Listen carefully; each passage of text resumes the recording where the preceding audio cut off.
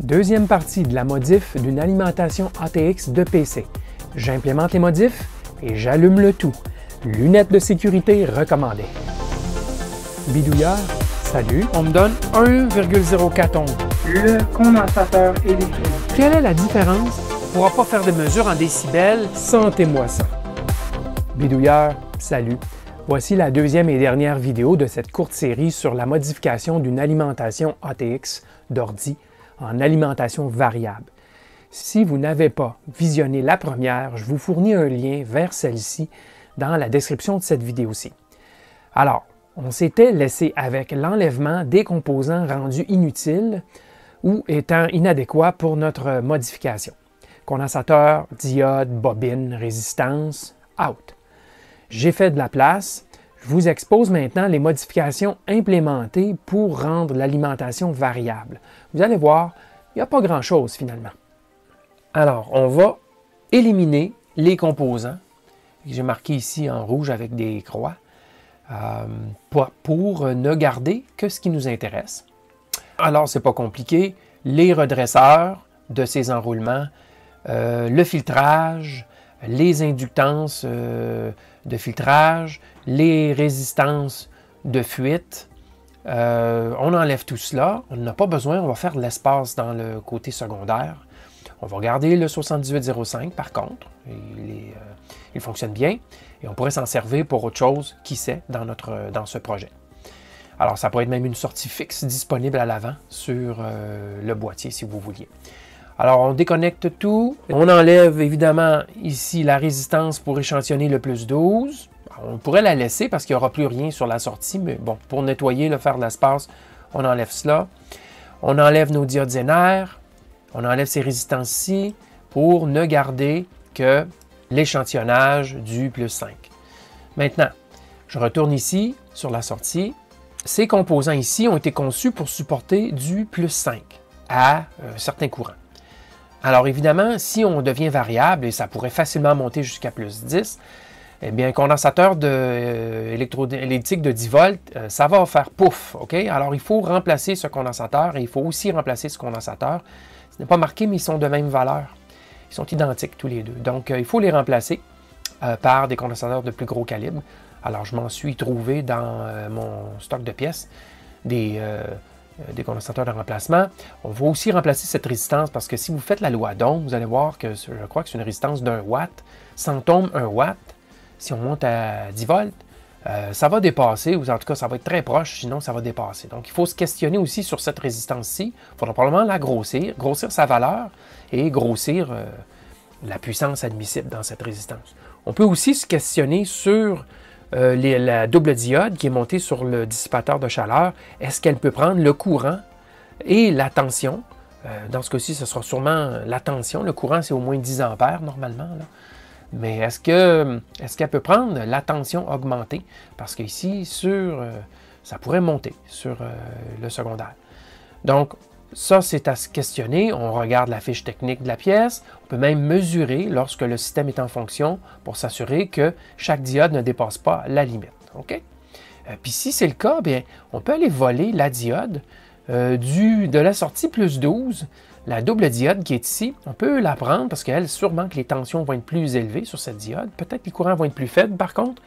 Mais on peut la prendre et aller la transférer ici, dans notre circuit. Dessouder et ressouder ici. Alors on aura gagné de la marge sur les tensions. Alors, c'est essentiellement ça à dire. Et pour ce qui est du ventilateur, ben, je vais plutôt le brancher. Étant donné qu'on n'a plus de plus 12, ben, je vais le brancher ici qui était à 8 à 9 volts. Ce qui va être amplement suffisant pour faire tourner notre petit ventilateur. De toute façon, on ne dissipera pas 250 watts dedans, là. On va se limiter. OK? Alors, on peut le brancher ici, à l'entrée, sur cet enroulement. Et ça va continuer, évidemment, ça n'influencera pas le fonctionnement de notre 7805. Alors, pour notre ventilateur, c'est réglé aussi. Petit commentaire en terminant. Ici, on ne devrait pas dissiper plus de 100 watts. Pourquoi? Alors, cet enroulement-là était conçu 5 volts, 20 ampères, ce qui donne 100 watts. Bien, si on sort 10 volts en mode variable, on va jusqu'à 10 volts, bon, on ne continuera pas à faire 20 ampères. Ça va être 10 ampères pour 100 watts. On ne dépassera pas le wattage original. OK? Alors, Si on ira certainement jusqu'à 10 volts sur la sortie. On verra jusqu'où ça va aller, mais probablement au moins 10 volts, étant donné que le point de fonctionnement est à peu près à 50% d'après moi du cycle de service. Normalement, doit se tenir dans les 50-60% à mi-chemin. Alors, on ne peut pas s'attendre à ce que la sortie ici monte pas mal plus que le double qu'on a présentement. Donc, on peut s'attendre peut-être à 10 ou 11 volts sur la sortie. On aura une alimentation de 0 à 10 volts et 10 ampères maximum. Okay? C'est ce qu'on peut espérer avec cette sortie. Alors, j'y vais avec le démontage. J'ai coupé le ventilateur puisque on a vu que c'était en permanence sur le 12 volts. Aussi, avant d'aller plus loin, j'ai remarqué que les condensateurs existants, bien, ils étaient carrément bombés et certains commençaient à avoir un petit liquide sur le dessus. Donc, les condensateurs de filtrage des différentes tensions de sortie étaient sur le point de lâcher si ce n'était pas déjà le fait. Alors, j'ai enlevé les 4 vis aux 4 coins, tout simplement, et normalement, la plaquette va se lever et je pourrai travailler en dessous, comme ça, tout simplement. Faire le travail, j'ai même pas besoin de faire le primaire, je peux le laisser attacher si ça ne m'encombre pas trop. Là, je vais pouvoir travailler pour enlever les condensateurs sur le secondaire, les diodes et ainsi de suite. Alors, je m'y lance. Et donc, je commence évidemment par couper tous les fils qui ne sont pas rouges ou noirs. Et je vais laisser le vert aussi qui sert à mettre le bloc d'alimentation en marche. Et je vais le mettre en la masse en permanence. Question de n'utiliser que le commutateur ici pour allumer et éteindre le bloc d'alimentation. Et je ne me servirai pas de ce fil-là du tout. OK?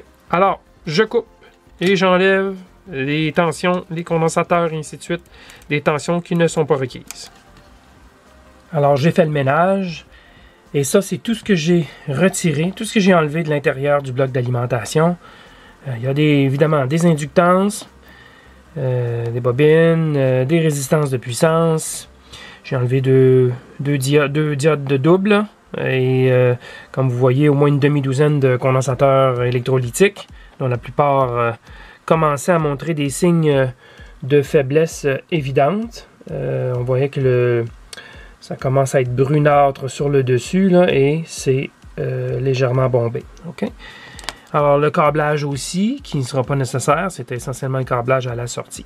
Alors, ça, c'est ce que j'ai retiré. Ça va faire de l'espace pour la ventilation et ça nous permet de mettre nos nouveaux composants, les condensateurs qui sont plus gros.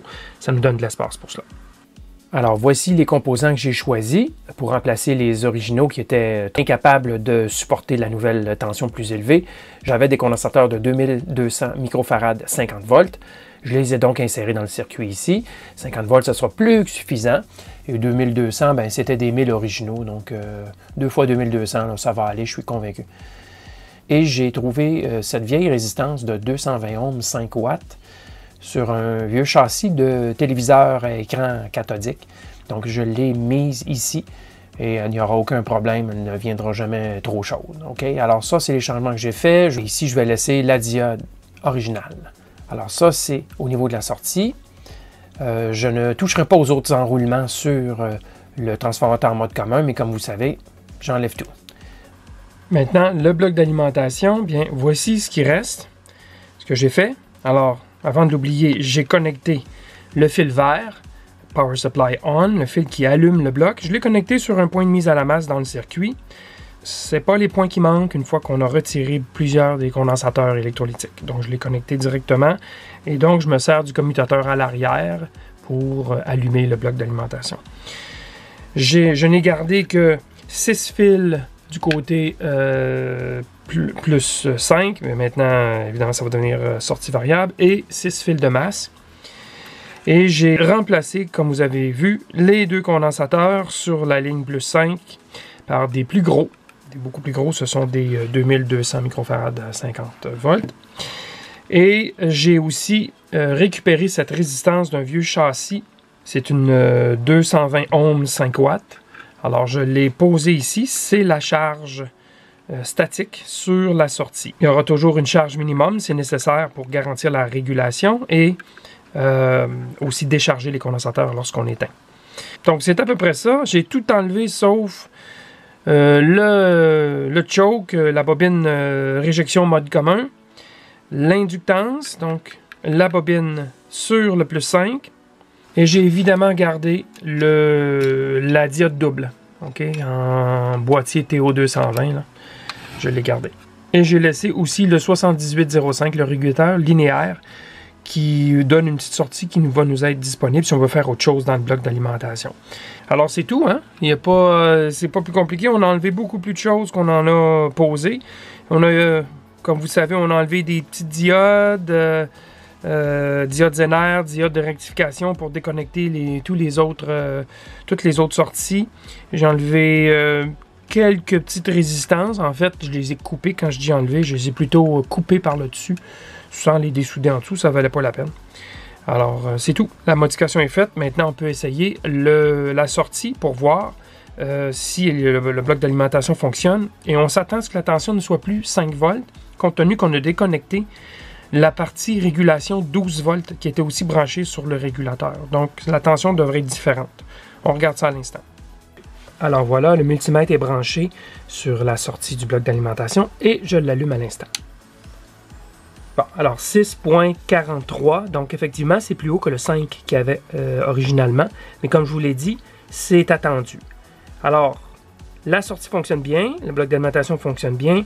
Maintenant, on peut penser à modifier les résistances qui déterminent la tension, les deux résistances sur le régulateur, et remplacer par un potentiomètre qui va nous permettre de varier la tension. Bon, au niveau ici du contrôle, les modifications seront ceci. Il y avait 3 résistances, là, ben, on en garde juste une dans les 3. Je vais mettre 15K et 5.1K. Donc, on a notre diviseur de tension qui vient renifler, qui vient échantillonner notre sortie variable. OK? Et du côté négatif, comme je vous avais expliqué, on mettra un potentiomètre entre la masse et la sortie VRF qui est de 5 volts ici. Et on viendra bouger donc la tension appliquée sur l'entrée négative de l'ampli opérationnel. C'est tout simplement ça. C'est pas plus compliqué comme modification. Et j'attacherai bien sûr le ventilateur ici. Alors voilà, la modification est faite. J'ai donc installé un potentiomètre à 10 tours de 10K et j'ai remplacé les résistances que je vous ai mentionnées. Donc le bloc d'alimentation devrait être variable entre 0 et au moins 10 volts. Là. On verra ce que ça va donner. Alors, je suis prêt pour y aller. J'ai même branché un oscilloscope pour qu'on regarde le niveau de bruit. On regardera ça une fois en fonction. Notez qu'il y a déjà du bruit. Et ça, c'est du bruit sur le secteur. Et donc, vous verrez peut-être des petites pointes à l'occasion, là, si vous regardez comme il faut, mais ce n'est pas le bloc d'alimentation lui-même qui fait ça. OK? Alors, j'allume. Alors voilà, je suis à 0. Et en effet, on parle de quoi? 2 millivolts. Alors, je vais monter la tension graduellement. Et ça fonctionne bien. Et on a toujours notre lecture de bruit ici qui est franchement faible, quelques millivolts. Alors, je continue. 1,5, 2, 3 volts. Et je continue, voir jusqu'où ça va aller. 5, 6, 7. Ouais, ça fonctionne bien. On a passé le 5, 8, 9, 10, 11. Ah, 11.4. Là, si je continue, ça ne donne plus rien. Donc, c'est ça. 11.4, 11.5. Là, c'est le max que le circuit peut offrir. Et ça, c'est dû, évidemment, aux limites de l'enroulement secondaire. On est au maximum de cycle de service et on ne peut pas aller chercher plus de tension. Mais c'est au moins 2 fois la tension pour laquelle cet enroulement-là avait été conçu. Donc, 0 à 11.5 volts. Et au niveau du bruit, bien, si je regarde, là, il y a des grandes pointes. Et ça, ces grandes pointes-là, comme je vous ai mentionné tantôt, c'est dû à du bruit qui est amassé sur le secteur. Même si j'éteins le bloc d'alimentation, elle va être encore là. Et d'ailleurs, je peux même vous le montrer. Là, la tension baisse. Là, on va attendre qu'elle se stabilise pour qu'on puisse voir à nouveau. Et voilà, vous voyez que ces pointes sont toujours là. OK? Alors, si je rallume le bloc, je l'ai mis à 11 volts. Et voilà, on voit qu'il n'y a vraiment pas beaucoup de bruit. C'est de l'ordre de quelques millivolts de bruit résiduel sur l'alimentation. Donc, elle semble être stabilisée, il n'y a pas d'oscillation particulière. Elle semble stable. Maintenant, il reste un test à faire. C'est de lui mettre une charge pour vérifier qu'elle est stable. Elle fonctionne bien, même en charge. Alors voilà, j'ai allumé l'alimentation. Je lui branche une charge fictive de 100 watts. Alors, je vais monter la tension à 10 volts. Voilà. Et je vais appliquer une charge de 0 à 10 ampères et on va voir la fluctuation de la tension pour voir si le bloc d'alimentation écrase. Alors, je suis déjà à 3 ampères, 4 ampères, 5 ampères. On a vu qu'il a baissé de 4 millivolts. Et si je passe à 6, 7, 8, 9, 10 ampères, on est à 9,80. N'oubliez pas que je sonde au bout de ma couette mes fils ici. La régulation se fait dans le bloc d'alimentation, mais il y a quand même des pertes dans les câbles à 10 ampères. Il ne faut pas se compter d'histoire. Donc, la chute de tension que vous voyez là, elle est due surtout à la perte ici dans les fils. Donc, l'alimentation fonctionne très bien. Il n'y a aucun problème. Si on passe en CA pour voir s'il y a du bruit, et si je monte la charge, on voit que le bruit est quand même très très faible. 1 millivolt, 2 millivolts, c'est du RMS bien sûr. Valeur efficace. Je suis rendu à 5, 6, 7, 8 ampères. Oh, là, ça monte à partir de 9 et jusqu'à 10 ampères. On voit que le bruit à 120 Hz, c'est la composante principale que le multimètre voit. Bien, ce bruit-là augmente beaucoup. Donc, à partir de 8 ampères, 9 ampères, 10, on voit que c'est ça, on arrive à la limite du bloc d'alimentation. Et là, le bruit augmente beaucoup. Donc, c'est définitivement un bloc où j'irai jusqu'à 10 volts ou 11 volts, 10 ampères, mais je n'irai pas plus haut en termes de courant. Donc 100 watts, c'est raisonnable. Là. Après ça, le bruit augmente quand même passablement. Mais sinon, mission accomplie, ça fonctionne. Je ne l'ai pas mentionné, mais la fréquence de découpage de mon alimentation est de 32 kHz. Pourquoi une telle fréquence? Bien parce que plus la fréquence est élevée, plus on peut rapetisser la grosseur des transformateurs et des condensateurs pour faire le même travail. La limite inférieure raisonnable est probablement d'environ 30 kHz, question de ne pas déranger les oreilles les plus fines, et il ne faut pas oublier les animaux de compagnie non plus. Bien voilà, pour le reste, fixer le potentiomètre, ajouter des bornes bananes, ajouter un fusible de protection, rendre le tout plus pratique, je vous laisse le soin d'implémenter tout cela. Je voulais avant tout vous montrer que ce n'est pas trop sorcier, cette modification en alimentation variable, à condition de prendre en considération certaines limites des composants existants. Alors, qu'est-ce que j'aurais pu faire de plus au niveau de la fonctionnalité? Bien, j'aurais pu rendre l'alimentation variable aussi en courant. Il s'agit essentiellement d'utiliser le deuxième ampli opérationnel de la puce TL494 pour mesurer la tension aux bornes d'une résistance de puissance qui est insérée sur la sortie. Je fournis un lien vers un site qui montre cela, cette technique pour contrôler le courant. D'autres choix que j'aurais pu faire, j'aurais pu choisir de modifier la sortie plus 12 volts, ce qui m'aurait permis d'obtenir une tension variable allant jusqu'à, disons, 20 volts et peut-être même plus. J'aurais même pu mettre en série les deux enroulements du plus 5 et du plus 12 pour aller encore plus haut en tension. Mais il faudra toujours faire le choix approprié de composants en fonction de la tension maximale d'opération. Et il faudra aussi surveiller la puissance maximale, donc tension fois courant. Car les transformateurs ont des limites à ne pas dépasser. J'espère que vous avez apprécié cette modif et que cela vous donnera envie peut-être de vous amuser de la sorte. Allez-y graduellement avec une bonne planification et gardez vos mains loin du primaire durant le fonctionnement. Question que vous puissiez encore suivre la chaîne Électrobidouilleur dans l'avenir. Merci et à la prochaine!